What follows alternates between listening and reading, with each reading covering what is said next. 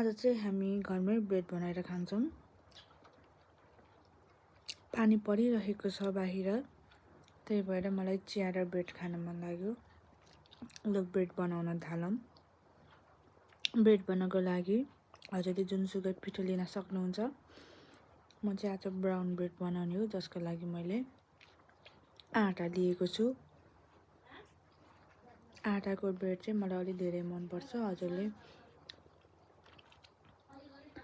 मैदाको पिठो पनि लिन सक्नुहुन्छ र कोदोको पिठो, जुनसुकै पिठोबाट पनि ब्रेड बनाउन सक्नुहुन्छ। जसको लागि मैले सुरुमा एउटा बाउल लिएँ। बाउलमा 1 चम्चा चिनी राखेँ र मनतातो पानी राखेर घोलेर, घोलिसकेपछि मैले त्यता यीस्ट राखेँ र फुल्नको लागि 10 मिनेटको लागि छोडिदिएँ। यो 10 मिनेटपछि फुलिसकेको छ। अब मैले गहुँको आटा लिएँ, जसमा मैले 3 चम्चा जति पाउडर दुध राखेँ। मैले चाहिँ एभ्रिडे भन्ने पाउडर दुध युज गरेको छु र अघि भिजाएर राखेको यीस्ट चिनीको पेस्ट पनि मिसाएर मैले मुछेँ। उल्टै फुल्टै गरेर मुछेर डो बनाउने र डो बनाइसकेपछि तेल लगाएर बलले छोपेर राख्ने।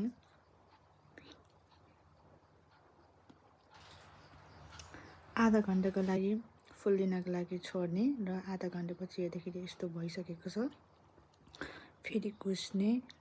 अब यसलाई तेल लगाएर बेल्ने। फेरि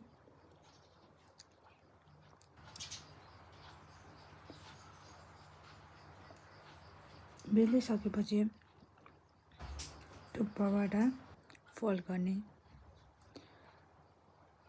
फोल्ड चाहिँ मजाले टाइटसँग गर्नुपर्छ, हावा छिर्न नदिइकन।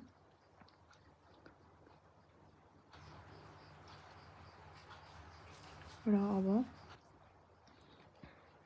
एकछिन फुल्लिनको लागि फेरि छोडिदिने। 10 मिनेटपछि यसरी फुल्लिन्छ।